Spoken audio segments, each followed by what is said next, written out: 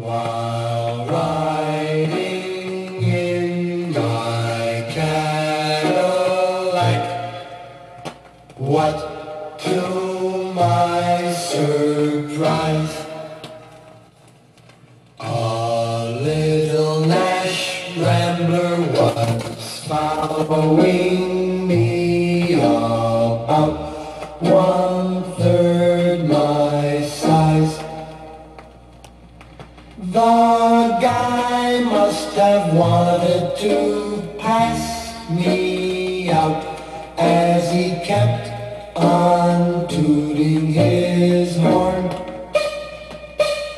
I'll show him that a Cadillac is not a car to scorn. Beep, beep. Beep, beep. His horn went beep, beep, beep.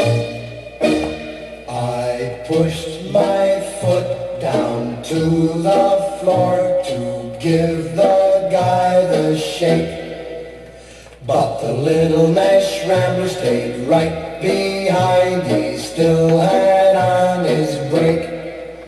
He must have thought his car had more guts as he kept on tooting his horn. I'll show him that a Cadillac is not a car to scorn. Beep, beep, beep, beep. His horn went beep, beep, beep.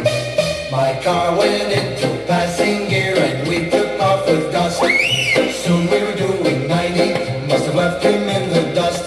When I peeked in the mirror of my car, I couldn't believe my eyes. The little Nash Rambler was right behind. I think that guy could fly. Beep, beep, beep, beep. His horn went beep, beep, beep. Now we're doing 110. This certainly was a race. For a Rambler to pass a caddy would be a big disgrace. The guy was wanting to pass me out. He's kept on tooting his horn. I'll show him that a Cadillac is not a car to scorn. Beep, beep, beep, beep. His horn went beep, beep, beep. Now we're doing 120 as fast as I can go. The Rambler alongside of me is if we're going slow. The fire rolled down his window and yelled for me to hear.